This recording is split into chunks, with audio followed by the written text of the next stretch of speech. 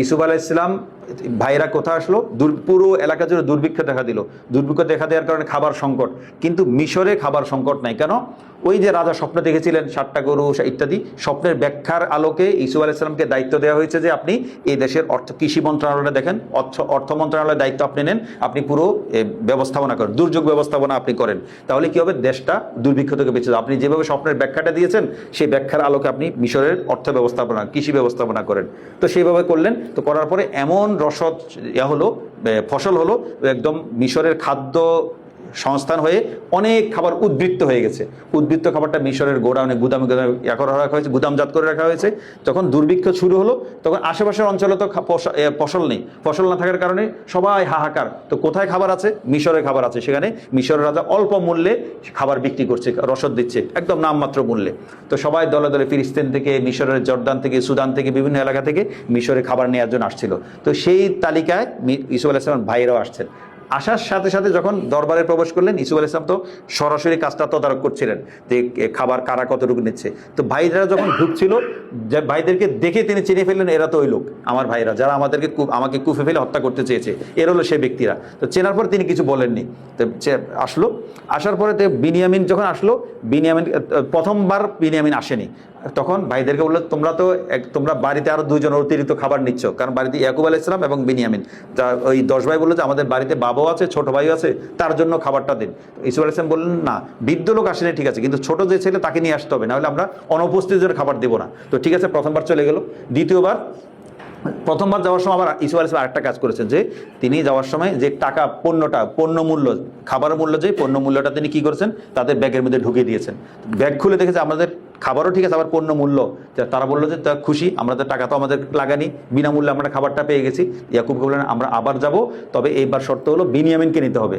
তো ইয়াকুব আলাইহিস সালাম তো আগে থেকে জানেন এই ভাইদের হাতে ছেলেকে ছেড়ে দিলে কি অবস্থা, একজনকে তো নেকড়ে খাইয়ে এসেছে, এখন আমার এই ছোট ছেলেটা বেনিয়ামিন, তাকে যদি ছেড়ে দিই তাহলে কি অবস্থা হবে, একেও তারা রেখে আসবে। বাবা কোনোভাবে রাজি হচ্ছিলেন না। তো তখন ভাইরা বললো যে আপনি যদি এই বিনিয়ামিনকে আমাদের সাথে যেতে না দেন মিশরে, তাহলে আমরা খাবার পাবো না, আমরা না খেয়ে মরবো। আপনি হয় বিনিয়ামিনকে দেন, নাহলে আমরা না খেয়ে মরি। তো বাবা ব্ল্যাকমেল করে, ইমোশনাল ব্ল্যাকমেল করে বাবার কাছ থেকে বিনিয়ামিনকে আবার জোর করে নিয়ে আবার মিশর আসলো। আসার পরে ইউসুফ আলাইহিস সালাম বিনিয়ামিনকে এক পাশে টেনে নিয়ে বললেন যে আমাকে চিনতে পেরেছো বিনিয়ামিন, আমি তোমার ভাই ইউসুফ। তো দুজন দেখা হলো। ওই ভাইদেরকে বুঝতে দেননি যে 2 ভাই পরিচয় হয়ে গেছে। এই 2 ভাই আপন, বিনিয়ামিন আর ইউসুফ হলেন 2 আপন এক মায়ের, আর বাকি 10 ভাই হলেন আরেক মায়ের পেটের। সব দুজন খালা। ইয়াকুব আলাইহিস সালাম এই প্রথম বিবি ছিলেন লিয়া বিনতে লিয়ান, আর হলো প্রথম বিবি ছিল রাহিল। বাইবেলের ভাষায়, কোরআন হাদিস এগুলো নামগুলো নেই। তো তিনি মামাতো বোনকে বিয়ে করেছিলেন। প্রথম বড় মামাতো বোনের বড়টাকে বিয়ে করেছেন। ওটার ঘরে 10 জন সন্তান হয়েছে। সেই 10 সন্তানের পরে তিনি মারা গেছেন। এরপর তার ছোট বোনকে বিয়ে করেন, মামাতো বোন ছোটটাকে বিয়ে করেছেন। সেই ঘরে জন্ম হয়েছে কে?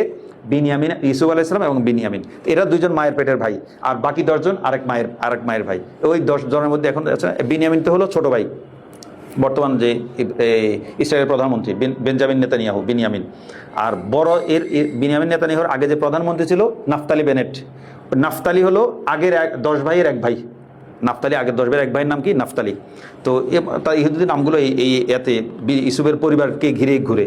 তো এখন বিনিয়ামিন তো দেখে আমরা বুঝতে পারি আসলে বিনিয়ামিন কি চিজ। দুনিয়াতে যদি হিটলার একটা কথা বলে না, আমি সবাইকে মেরে কয়েকটা স্যাম্পল রেখে দিয়েছি ইহুদিদেরকে ওই জার্মানিতে, যে আমি যে ইহুদিদেরকে কেন মেরেছি, এরা কি চিজ, এটা বোঝার জন্য আমি কয়েকটা স্যাম্পল রেখে দিয়েছি, যা বুঝে। এখন আমরা একজন বেঞ্জামিন নেতানিয়াহুকে দেখে বুঝতে পারি আসলে হিটলার কি চিজ, কাদেরকে মেরেছিল এবং কেন রেখেছে। যে একাই সে কি করছে, লেবাননে মারছে, গাজাকে একদম শ্মশান কবর বানিয়ে দিয়েছে, যেখানে যাচ্ছে সেখানে সে একদম পুরো ছারখার করে দিচ্ছে। তো এই হলো অবস্থা।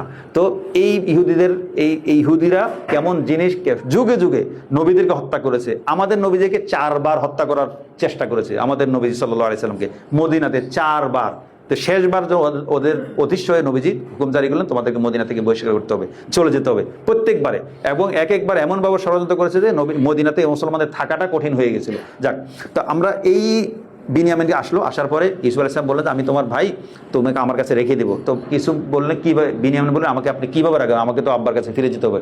ঠিক আছে, তুমি চিন্তা করো না, আমি এটা ব্যবস্থা করব। তখন ইউসুফ আলাইহিস সালাম কী করলেন, ভাইয়েরা সব কিছু নিয়ে যাওয়ার সময় বিনিয়ামিনকে সাথে দিয়ে দিলেন। যাওয়ার সময় তোমরা করলেন কি, বিনিয়ামিনের ইয়ার মধ্যে সামান্য রসদ খাবারের মধ্যে বস্তার মধ্যে ইয়া ঢেলে একটা দামি পান পাত্র রেখে দিলেন রাজার, যে এটা রেখে দিয়ে মুখ বন্ধ করে দিয়ে দিলেন। এই যে দুর্ভিক্ষ, এটা কেন হয়েছিল?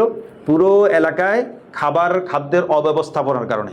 তো পৃথিবীতে একটা, এখানে আমরা কথা প্রশ্ন একটা মূলনীতি মনে রাখি, জহরাল ফাসাদু ফিল বাররি ওয়াল বাহরি বিমা কাসাবাত আইদিন নাস। পৃথিবীতে যত বিপদ দুর্যোগ দেখা দেয় সেগুলো আসলে মানুষের কৃতকর্মের কারণে হয়। অনেক প্রাকৃতিক দুর্যোগ সে আমাদের গুনাহের কারণে, এটা আমরা মনে রাখবো। তো যখনই প্রাকৃতিক দুর্যোগ দেখা দেয়, প্রথমে আমার দিকে তাকাবো যে আমার মধ্যে কি গুনাহ আছে, আমার মধ্যে কি নাফরমানি আছে, আমার নামাজ ঠিক আছে, আমার হালাল হারাম ঠিক আছে, আমি কি সুদি লেনদেনে জড়িত, আমি কি এমন কোনো কিছু করি যেটা আল্লাহর শরীয়তের বিরোধী হয়। এটা সবসময় যখন কোনো বিপদ আসবে, দুর্যোগ আসবে, প্রথমে আমি নিজের দিকে তাকাবো যে আমার মধ্যে কোনো পাপ আছে কিনা।